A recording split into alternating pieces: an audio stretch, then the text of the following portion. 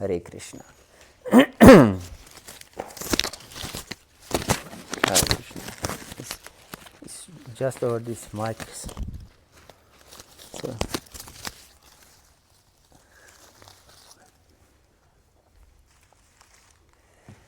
So we continue our discussion on the life of Lord Chaitanya and his personal example also, and to mostly that we can illustrate this his life and teachings, we take example from his own written Śikṣāṣṭaka. And yesterday we discussed how the holy name is delivering us 7 benefits, 7 treasures, we can say, beginning with cleansing the mirror of our consciousness, and so on. And then we discussed in the afternoon, thank you very much, how the holy name has all different potencies, and not that he's all potent like Lord himself, but he has also different potencies to deliver us from all sins and so on, and basically everything like Krishna himself, because there is no difference between Krishna and the holy name.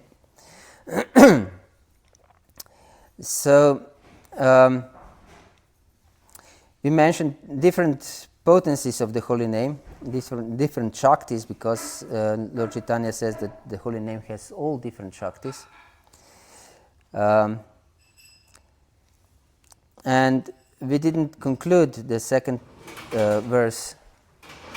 Shri Radha, what was the name? Govinda Madhava ki jai, Shri Gauranitai ki jai, Shri Krishna Balaram ki jai, Radha Govinda Madhava ki jai. Yes, so the next point in the second verse of Śikṣāṣṭaka is that there is no hard and fast rules for chanting, no prescribed time. We know from the Vedas that there are many different prescriptions in what state of bodily state also one can chant different mantras and perform different pious activities. Yes. And if there is small discrepancy, one can get completely opposite result.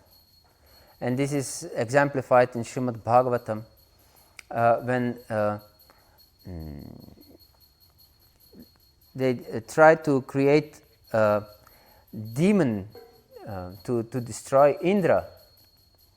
There was only one word with the wrong accent. Not that was the wrong word, but the accent wasn't perfect. And the completely opposite result came out. Yes. Instead of Indra Shatru, they said Indra, I don't know, with long A or short A, something like this. Shatru means enemy. And they maybe said Indra Shatru, a little too long A, and everything was wrong. And so it came out that Indra was the enemy of this demon, and this was famous Vritarasura. And finally Indra killed the demon instead of the demon killed Indra. But for the holy name there are no such prescriptions, and even if someone is not able to completely properly pronounce the holy name, I don't know about French. Do you have problems with age, to pronounce age? No? Not really. Okay. But I heard that the Chinese, they have problems to pronounce "a," isn't it? They "r," and they pronounce it as "l." Lama. Hale Lama. Yes, but although it is completely wrongly pronounced, one can say, they attain all the result of chanting of the holy name. Because Krishna is bhavagrahi. He accepts our bhava, our heart.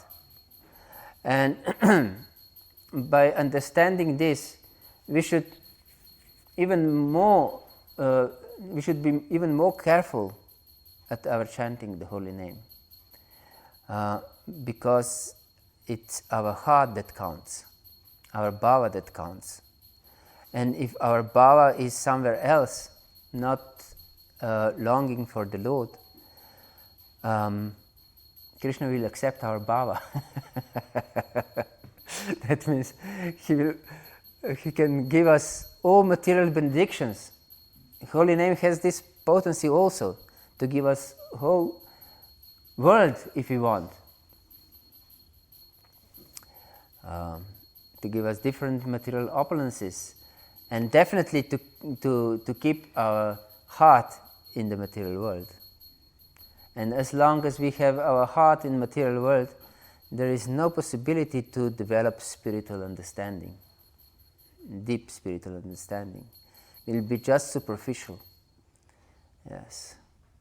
Once my Guru Maharaj explained a story how he was bathing at the confluence of Ganges and Yamuna in Prayag.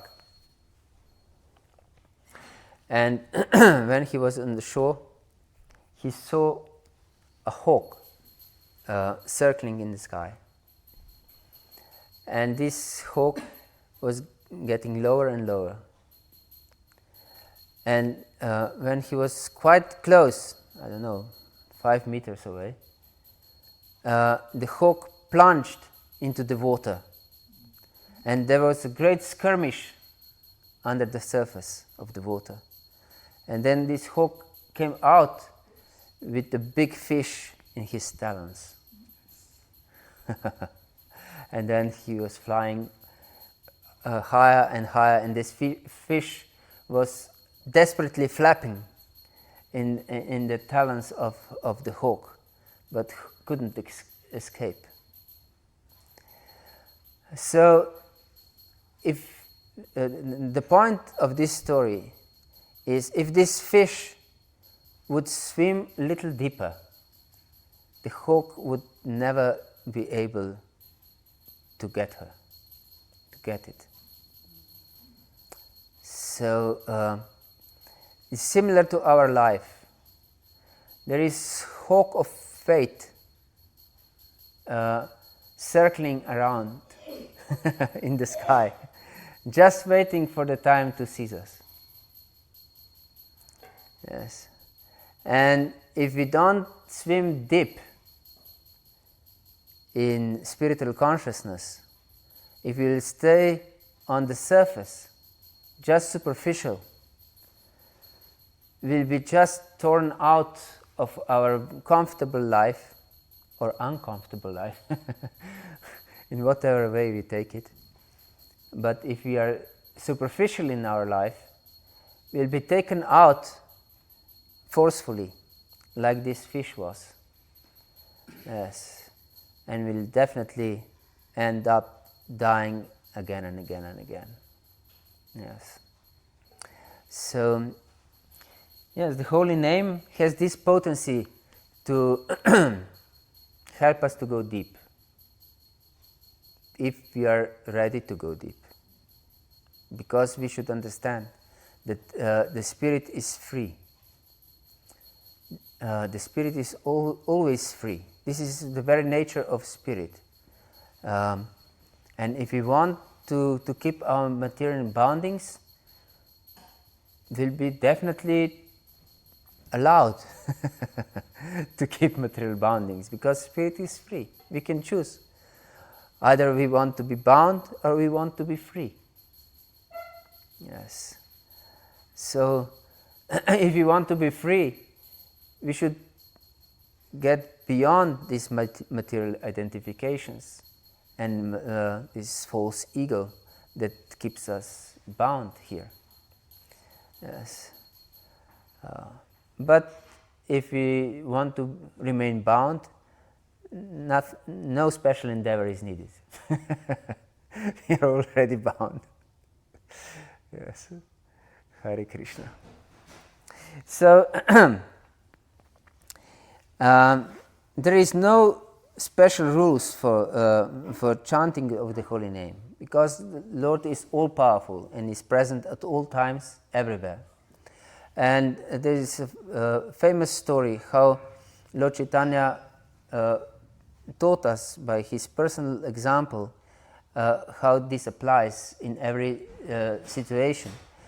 For example, once he went to the toilet or to pass stool, and because he was so addicted to the holy name, he considered it to be impure in this condition.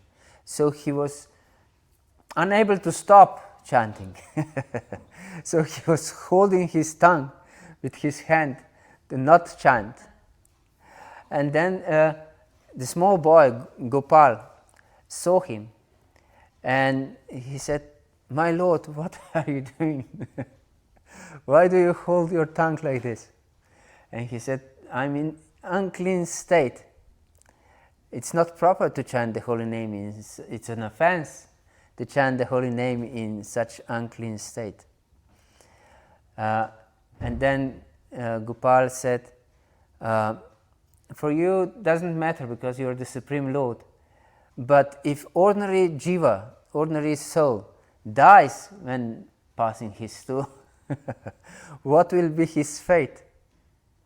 Yes. And for the holy name doesn't apply any rule. He was teaching Lord Chaitanya about this principle from Śrī Śikṣāṣṭaka.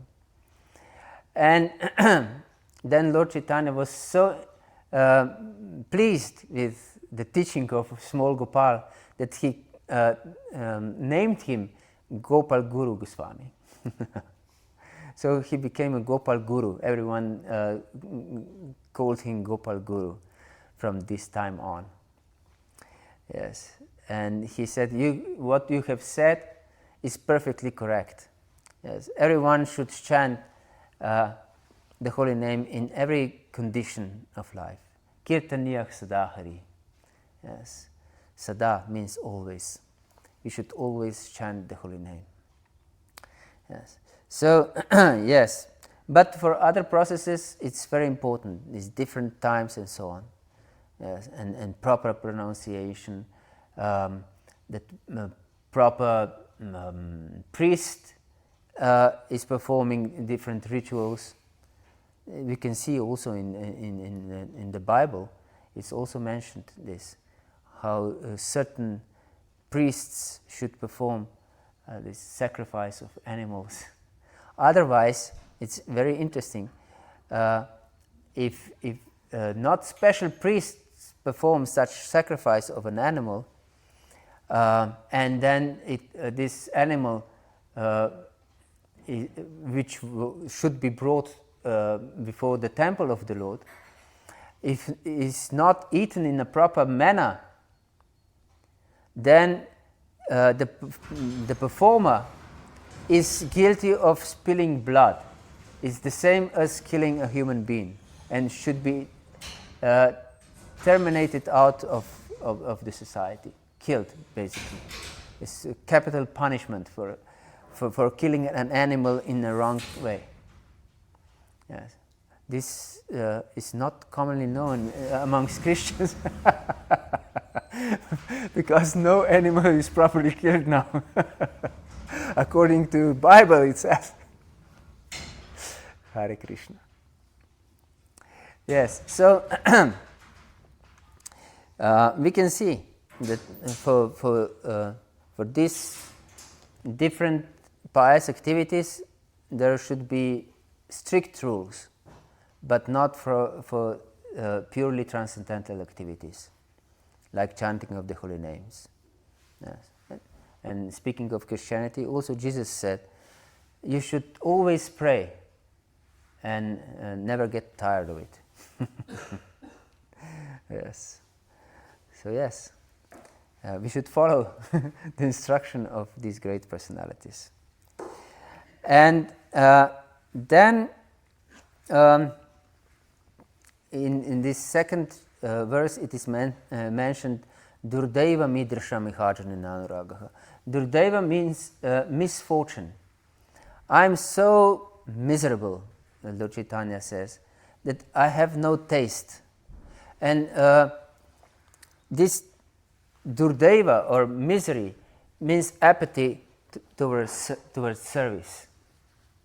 So we can check ourselves if we are apathetic towards service or we are enthusiastic about service.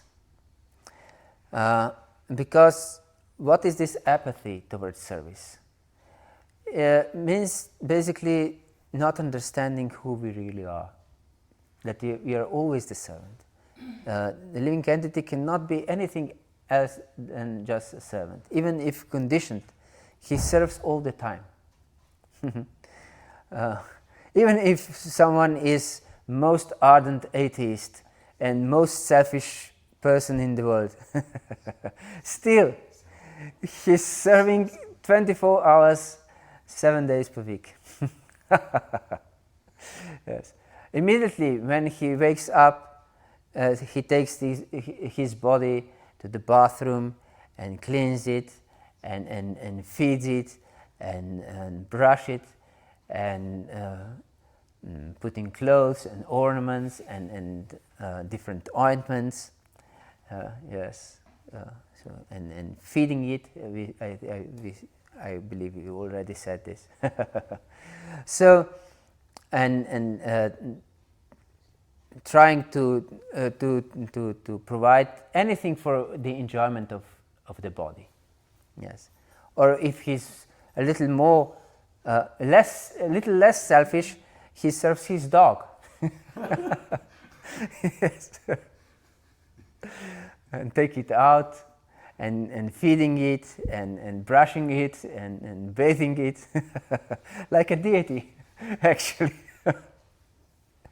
And it's modern in now to at least in the winter to put clothes also on dogs. This was something unheard of 20 years ago. But now they're doing this regularly, I can see. Even if dogs are these Scandinavian dogs, or even I don't know, from the North Pole, still they put in some clothes to keep it warm. Hare Krishna. Yes. So, but if instead of serving Krishna and his devotees are serving our body, just our bodily needs, and we are apathetic towards Krishna service, this is the sign of Durdeva, of great misfortune. Actually, of that our consciousness is helplessly bound. Yes. So, because we should know that serving with great enthusiasm brings the most deep pleasure in the heart. Yeah. But of course we shouldn't perform service to experience this most profound pleasure. Then our motive is also impure. Yes. We should serve for the pleasure of the Lord. And then he says that because of his Durdeva, of his misfortune, he is not able to taste anything. And we discussed that taste is crucial in our life, because we are anandamayo vyasat. We are the pleasure-seeking living entities. We want to be happy. This is our nature, to be happy. We cannot live without happiness. So if we will not taste something spiritual, we'll definitely try to taste something material, because we are used to taste material things. We are used to enjoy material life. And we know that we can derive some pleasure for the senses. So we are much attached to such pleasures. Yes.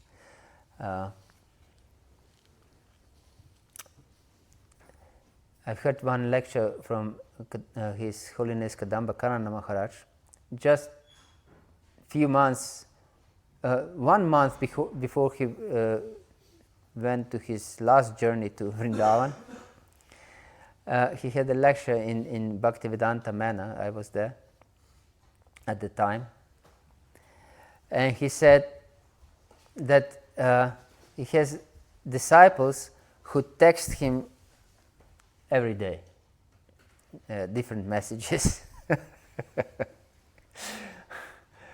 And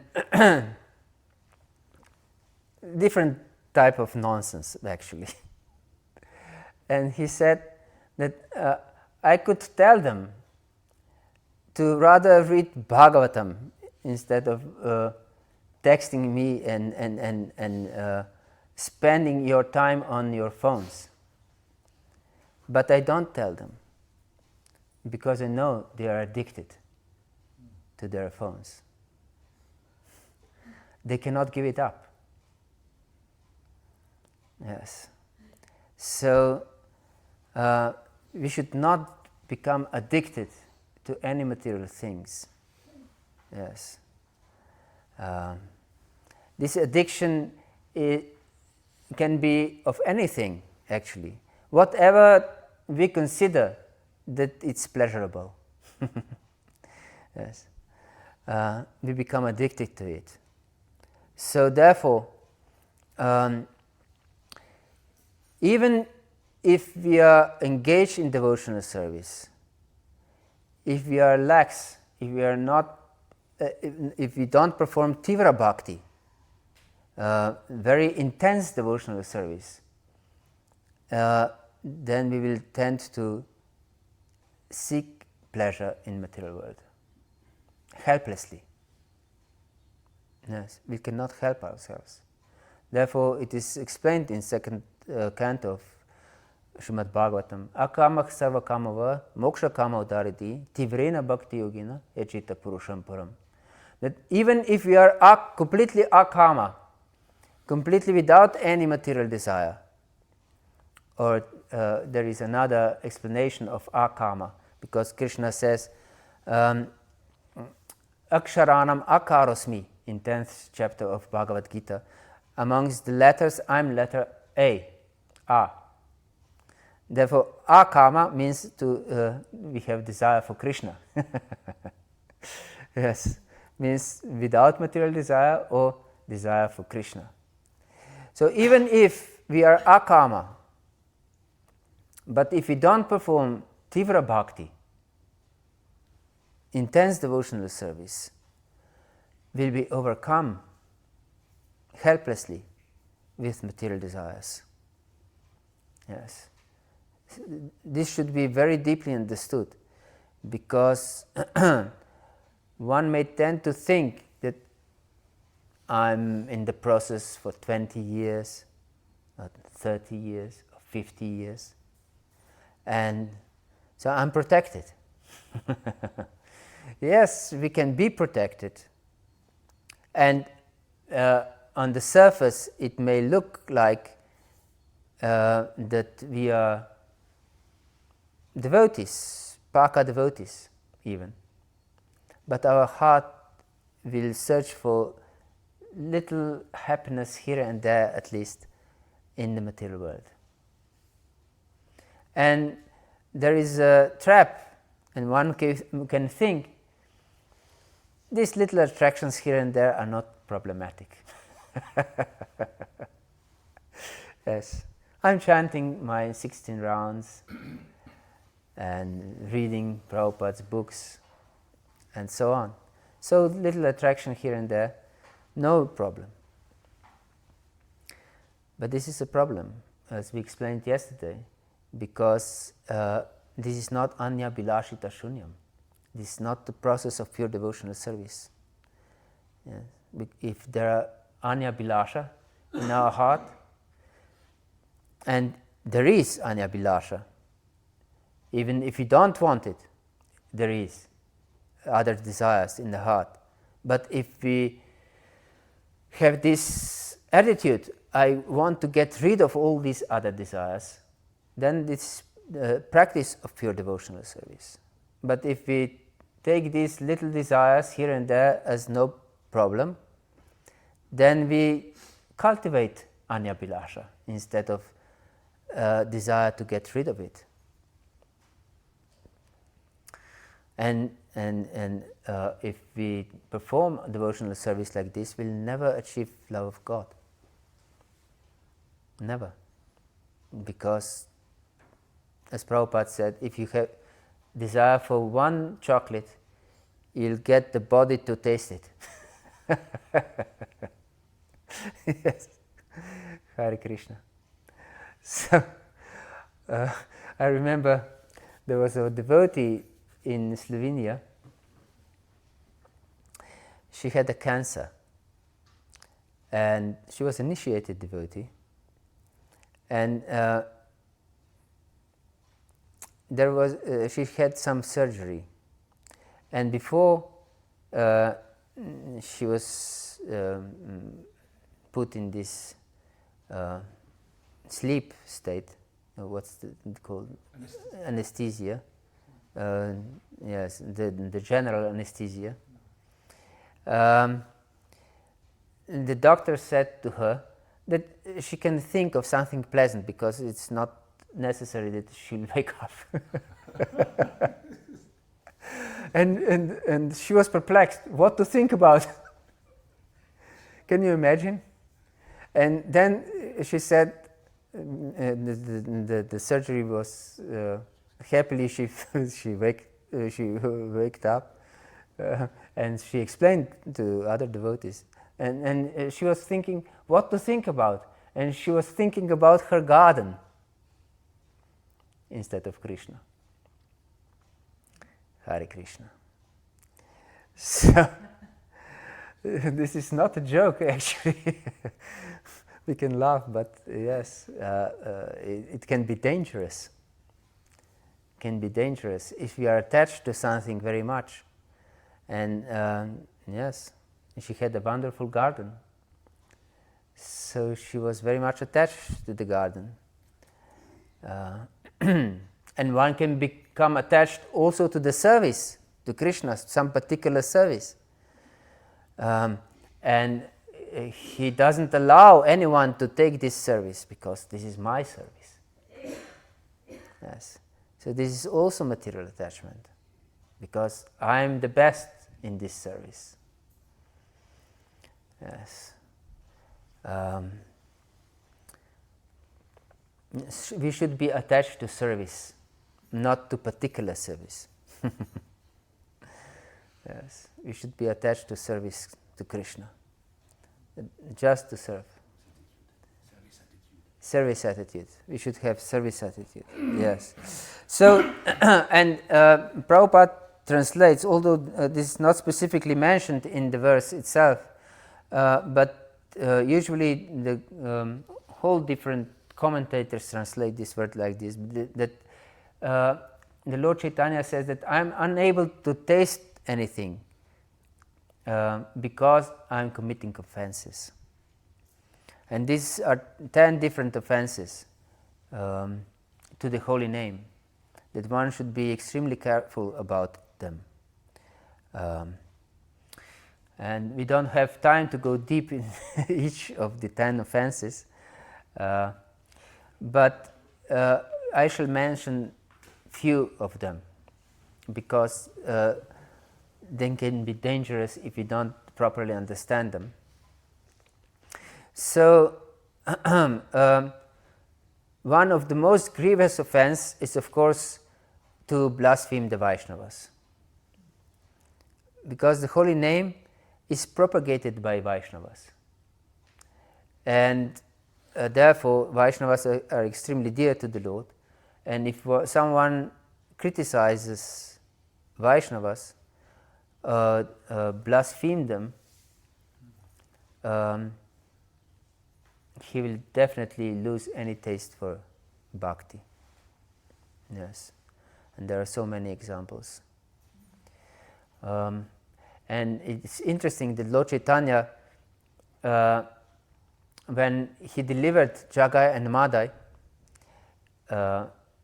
they were dancing, and Lord Chaitanya, before they were dancing, he embraced Jagai and Madai, and he became completely black.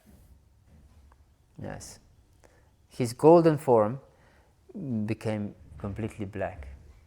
And then he asked Advaita Acharya, "How do I look like?" And Advaita Acharya said, "You look like Lord Shyamasundara." It's like Govinda Madhava, who is black. Hare Krishna. And then Lord Chaitanya ordered, "Kirtan, Kirtan." And everyone began to sing the holy name. And gradually his blackish form vanished, and again golden form appeared. And he said that all these sins of Jagai and Madai will enter those who blaspheme Vaishnavas. Yes, who criticize Vaishnavas. So we should take it seriously. It's not a joke to criticize Vaishnavas. And not to follow the instruction of the spiritual master is also a very grievous offense. Yes. It's dangerous because one may accept a spiritual master because of social pressure, or because it's fashionable to have a guru, or because of any other reason than desire to surrender to Krishna. Then the tendency will come to hate our guru. Why? Because from time immemorial we were number one in our eyes, in our heart. We were always number one. But when you accept authority, when you accept guru, then you're not number one anymore. You're number two. Because you should give your life to guru. And if you're not sincere in your surrender to your guru, this position of number two will start to annoy you. Even if guru doesn't tell you any specific order, but still this psychological idea that you have some superior will be distasteful for you, and you will unconsciously start to find faults with your guru. Yes, and immediately when this happens, your spiritual life is finished. Yes. So we should be very careful to be sincere in accepting our gurus. Yes. And then one of the really grievous offenses is artavad, to think that the holy name, the glories of the holy names are exaggeration, yes, or imagination. Because yesterday we mentioned that even by namabhas, not even by the holy name itself, but by namabhas, just semblance of the holy name, one can be delivered from all sins that he is able to commit. And not just in present life, but in past life and present and future lives also. This means by casually saying Krishna's name without thinking about him or something like that? Yes, if it is without offense. Oh, without, yeah. Without offense. This is important. If there is any offensive mentality in our heart, then this potency will not be manifest. Yes. And this is exemplified in the story of Jamila, as we mentioned yesterday. So we will not go again to this story. Anyone who wants to hear it can listen yesterday's class online. Yes, so if we don't have faith in the holy name, this is very grievous offense. If you think this is just exaggeration or imagination, then to perform sinful activities on the strength of the holy name. This artavat we mentioned just now, that not have faith, that thinking that is exaggeration. Our acharyas explained that if one is guilty of artavat, that he is not even counted as a Vaishnava. He is not a Vaishnava. And another offense, this that we commit sins on the strength of the holy name, is also classifies us as a Vaishnava. That we are not Vaishnava, because we just want to exploit the holy name for our sinful tendencies. Yes. We want to cheat the holy name. But as Krishna says in 10th chapter of Bhagavad-gita, that he is the best of cheaters. So we'll be perfectly cheated. Yes. If you want to cheat Krishna, yes, we'll be cheated. Yes, definitely we'll be cheated. So, and the next offense, which is very important to understand, is 8th offense, which usually we repeat is that we think that the holy name is one of the rituals of karma kanda, but this doesn't touch our heart at all.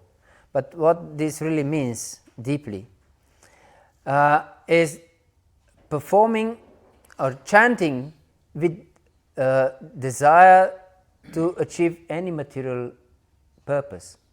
Yesterday we mentioned that we chant the holy name with this idea: please make me healthy, or make my wife healthy, or let me get a better job, or let my son and or daughter have good spouse, or anything like this, or let me protect me from thieves and burglars and so on. If we have any such desire in our heart, and we chant with this intention, this is the 8th offense to the holy name. We take it as some material means to achieve, for means to achieve some material goals. Yes. And then, which is also offensive, is to keep material desires, although we have heard so many things about it. Yes. So we already mentioned these material desires, even if there are some small material desires here and there, no problem. It is a problem, because it's an offense of the holy name, and no one can achieve anything by offenses to the holy name. Yes, Namabhas can give us liberation also, but Nama Parat cannot give us liberation. Yes. But can deepen our material attachments. The holy name has this potency, because if we show our desires for material pleasure, Krishna will help us to achieve material desires. Yes. Hare Krishna. So these offenses are really destructible for our spiritual life. I don't know if it's wise to go to the next verse now, or it would be better to discuss it in the evening. What do you think? Namashaya?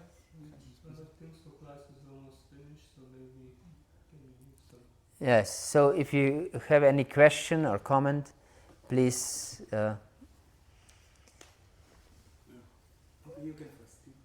I just wanted to ask you, how many devotees without any desires, you know? Any material desires, I mean. How many of them do you know? I don't know. How can I know? No, you know your friends or devotees, no? Yes, but how can one tell? Yeah. By the symptoms. By the symptoms. I can say yes,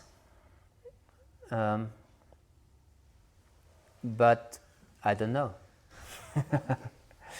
I can say yes. But as we mentioned yesterday, and I don't know if we mentioned today, by performing sadhana bhakti, by definition of sadhana means that we are not pure yet. Yes, because we are not siddha. That means that we have some impurities still in our heart. Otherwise, if there wouldn't be any impurity, we would be siddha, not sadhaka. So, but this doesn't mean that we should be attached to our material desires, although they are in the heart. But we should pray to the Lord to remove all these material desires, because we are unable to. We can understand, yes, I'm unable to give up all these desires, but I don't want them. Therefore, I beg you, my Lord, please help me to get rid of these desires, because they are a great obstacle to my relationship to you. Please help me in this regard. I'm helpless. And also Krishna explains this in 7th chapter of Bhagavad-gita. He says, Devi Hesha Gunamamayi Mama Maya Duratyaya Mameva Ye Prapadanti Maya Metantarantiti. My Maya is Duratyaya.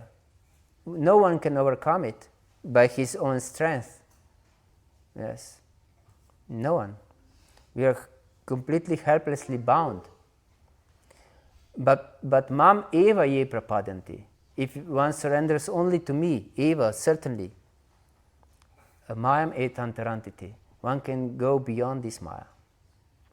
So, if we turn to Krishna with sincere heart, please help me, I'm helpless. I admit that I'm helpless, that I cannot get rid of these desires myself. Please help me. Please help me. If we have such hankering for pure devotional service, then we are following the path of pure devotional service. Otherwise, if we think that these little material desires here and there are no problem, then we don't follow the path of pure devotional service. Of course, there's an example, the people, maybe they care that they sleep, what they eat. It's not like Goswamis, okay, this day I sleep under this tree, that day under that tree, or this day I eat or I don't eat, it doesn't matter. Mm-hmm. I don't know anyone like that in the present ISKCON society, or at least they don't show it externally. Yes. Because even the big people, the sannyasis, they make sure that their needs are taken care of. Mm-hmm. Most of them, they can't. Okay, we invite them, so it's Yes. it's okay. But they always give us. I have these requirements. Yes. I cannot judge anyone because I'm full of material desires myself. But Our internal attitude is very important. If we admit ourselves that we are helpless and we pray to the Lord, and this is actually a good exercise to be satisfied with whatever comes in our life. Yes, this is very good exercise, and one can practice it. And another exercise which is connected to this one and recommended also in Chaitanya Charitamrita is to not defend ourselves. Even if we are accused of doing something that we didn't commit, we shouldn't say anything for our protection. Yes, this is very difficult exercise. Yes, we should just silently accept it. Yes, this should be practiced actually, because we are so much attached to the comforts of this body. That should be practiced as far as we can go in this direction. And if you are sincere and pray in this way, as we mentioned, to Krishna, that I am helpless, please Krishna help me, then Krishna will definitely help us. Yes. Hare Krishna. Yeah, you mentioned about service and duty, and my question is that, is the duty same for everyone? In my opinion, I think no, because in context of Mahabharata, Barbaric was asked to give sacrifice while Arjuna wanted to attain sannyasa when he was having the confusion. Then God gave him instruction that no, you must be the medium and do the fight. So how we decide that what is our duty which we have to perform? They were the fortunate ones, they were instructed by the God at that time. So how can we know what we are supposed to do? Yes, thank you for this question, very important.